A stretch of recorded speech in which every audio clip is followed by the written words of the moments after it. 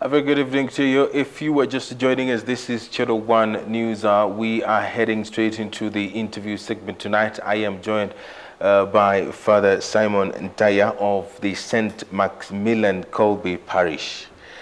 Welcome to the program. Where is this church? Because I doubt whether we have one in Kenya that goes by such a name. Thank you very much for having me here.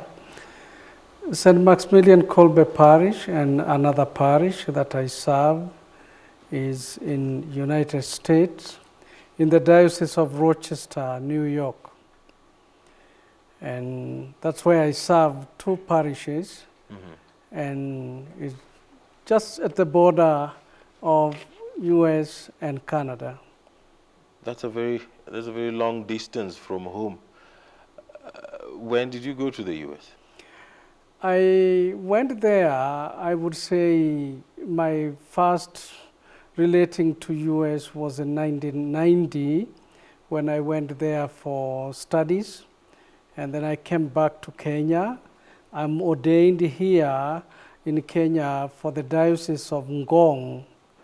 But then in 1990 when I went there for studies and came back and served again in my home diocese here in Kenya. In 2002, I requested my bishop to allow me to go for a sabbatical. He allowed me to go for 1 year. I went to this diocese of Rochester, and I was received there by the bishop. After my sabbatical, as it was going on, I would say, we had a change of a bishop in the Diocese of Ngong, and I asked the new bishop to allow me to stay there for 5 more years, and he allowed me. In the course of those 5 years, just a realization that there are fewer priests and there's need of priests in America and Europe. So I asked the bishop to allow me to belong to the Diocese of Rochester. This is called incardination. And incardination is a priest being allowed by his bishop to move from one diocese to another. In Catholic Church, it happened. So my bishop allowed, and I was incardinated in this diocese. I belong now to the Diocese of Rochester, New York. All right. Let's back up a little bit. Where were you born? Where did you go to school? I would say born in Narok and went to school in Narok. I lived my early childhood in the area called Kutanoi in Melili, in Damat. From there, as the war of Mau Mau was coming up to the end, we went to live in a place called Olopito on the way to Mau. And then I would say as we got our independence, we went to Nairobi. This time my mother died, and with my 2 siblings, we went to stay with my grandmother. Were you brought up in a Catholic home? Not really. I got my faith as a Catholic in primary school.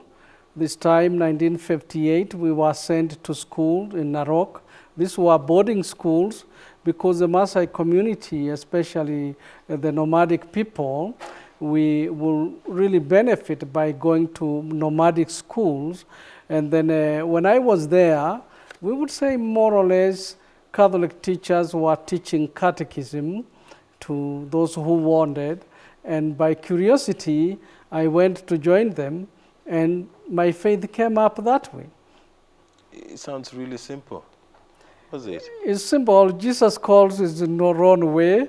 He tells Peter, follow me, and Peter follows him. Others find it difficult, but my parents were not Catholics, were not Christians.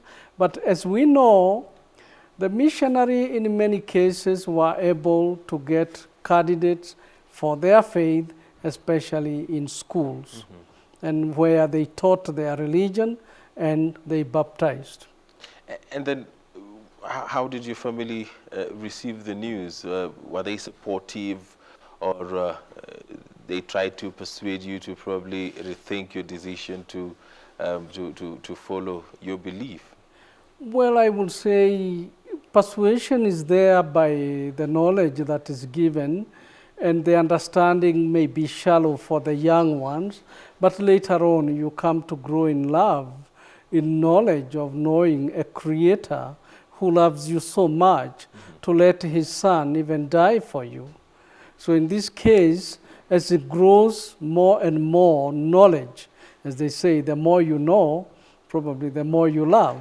And the more we grew in the knowledge of Jesus, maybe, and God, the Creator, in primary school, later on high schools, the more one gets committed to this faith. And how do you compare your life right now and the life that you lived before you finally made that decision to do what you do and follow the faith that you're following now? I would say it would be a long journey to discuss on having been gone to school and getting the faith there. And if I were to go back to the village and see people of my age who never went to school, more or less that will give the answer to what you ask now, and see the difference, and mainly not only Christianity, but what education means to people. Kenya is a very, we are religious as a country. It doesn't matter what religion you are pursuing, but we have seen over the last few years the church mostly coming out and trying to participate in nation building in different ways. And of course, the recent one is the move by the Catholic bishops to announce some radical measures that they hope will help end the scourge of corruption in this country. What do you make of this? I would think when the spiritual leaders, whether Catholic bishop or others all together, they are leading the same people that are being led by the political, say, level of the leadership. And therefore, there are areas where we can say separation can hardly be there. We are dealing with the same people. And if our spiritual leaders will see in a certain light that can guide people in a better way, if not seen by our other leaders, then certainly they can come strongly. And this is the prophetic role of the church, to come strongly and speak for the people. And there's always that, that talk about the religion and government, how to separate the two. A long time ago in history it used to be one, but it's separated. How does religious leaders conduct themselves in a manner that is not going to be perceived as if they are trying to run a country, for example? I don't think the religious leaders would be, in a way, want to be in position to be seen to run the country. They want to be in the position to be seen as spiritual leaders, and not only of ordinary people, let's say the laity, but also even the government leaders. They are also to be led spiritually by the same people. All right. Yeah.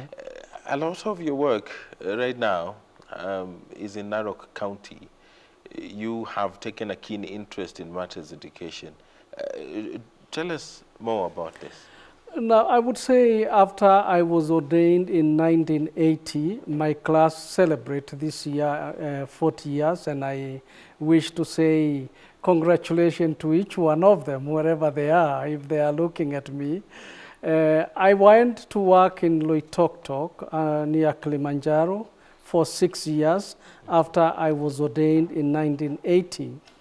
My first 2 years I worked among the mixed community, but after that I was sent by the bishop to work among the Maasai community for 4 years, and this is visiting them in various places and trying to start the churches.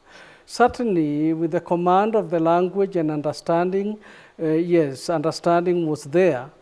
But then on my own, visiting these people in various places and growing also in my ministry as a priest, There are many things I could discover that were already there and seen by our political and religious leaders, thus such as diseases that affected people could be taken care of. The other one that will say ignorance and lack of education, and then also we would say the people needed a lot of guidelines. This took me back to see what education did for me when I was taken to school in 1958, not knowing where I was going, and taken to a boarding school. It took me practically 8 months before I saw my parents.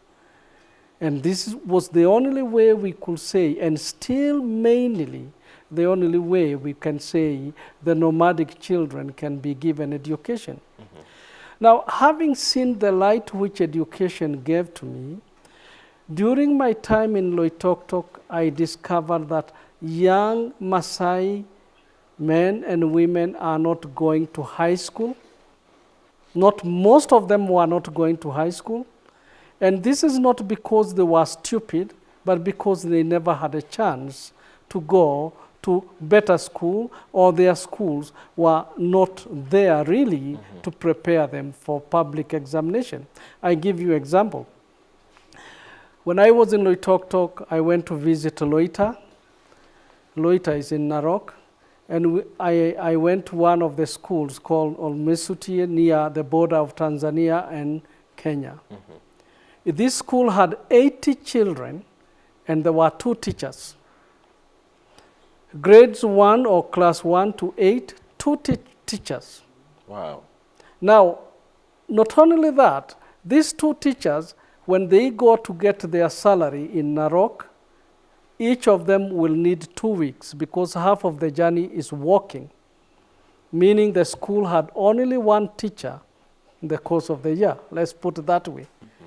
These children, they walk maybe to school, no food, long distance, all bad weather, and they are expected to take KCPE and attain the same point with a child like yours, living in Nairobi, going to school in your car, having taken British breakfast, let's call it. And what is the situation now? What is the situation now? The situation now, I'm going back to why I wanted to have secondary school started. Because it's quite a story. Yeah. Now, the reason is this kid will never make it, like the other kid in Nairobi or the other kid in a developed place. So what we wanted to do, or what I did, is to initiate a high school. This is Olechekut Supat in Limik, where the policy, according to me, was those of Maasai boys who make to high school, they go. Those who just about making it, I bring them there. Give them good teachers who are always there, and they made it. We put them in universities. For example, now I'll tell you, administrators and about 6 workers in Masai Mara University were my students in this school. And you have talked about the boys. What about the girls? The girls were also taken care of. Mm-hmm. We had in the diocese and other parts of Kenya in the diocese, we had 2 schools initiated by the diocese for girls. All right. One is St. Mary's in Narok, and another one in Rombo. And of course, there are a number of organizations that have come up and helping the marginalized in the society, and they're trying to make a difference because Narok and Kajiado counties are some of these counties that are struggling to deal with FGM, for example. And there has been progress made, but of course there's still that need for a lot to be put in place. Going forward, how do we ensure that we tackle this from a religious point of view? Well, we talk of the issue of, let's say, it's a difficult word in the sense rooted in the life of the people. The only thing is that preaching doesn't help, and talking about it loud doesn't help. There are roots to be fought. And I would like the elders of the community to own the reason for this mutilation not to take place. Let the elders talk against it. How do we make them? The elders are still the custodians of the culture. Yes. And we preach and talk away from them. Mm-hmm. I would like to go to them and tell them to denounce it. And to tell the young people, it's all right, we don't need this. I don't say that this is the only way. What the effort being put are working, but still we have to educate the young people also to understand this is not necessary. Because as soon as the kids grow up and they understand I cannot be considered as a mother unless that happens, they'll go for it. They'll fight their way and go for it. But now the teaching of the entire community to accept the mothers, the elders also to disown the activity. Because part of the problem is that as we look at it as a retrogressive act. But like you have said, the elders or the elderly in these communities do not perceive of it the same way as we do. Yeah. So it's about changing perception and making sure that the next generation does not follow this particular practice. The same way there are communities that were told that we know your initiation process, probably the removal of teeth, but please go do this, circumcision, for example, because it helps fight diseases and prevent you from contracting A, B, C, and D. But that beside the point, how do we move as a country towards a direction that no matter the cultural differences, we still find ways of making things work for us the same way the BBI report was launched today? Well, I will say with the BBI, first of all, I would say, if I may look at it from my own point of view, is to say, once the country made this constitution and it was very much announced, the country, we have to see, is growing. It's like the constitution that came during colonial time. Mm-hmm. In a matter of time, the country grows, and it calls for bits of changes here and there.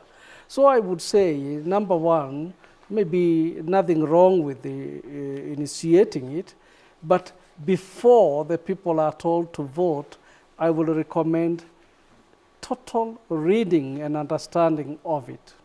Everyone who can read, get a copy, read and reread it and understand it.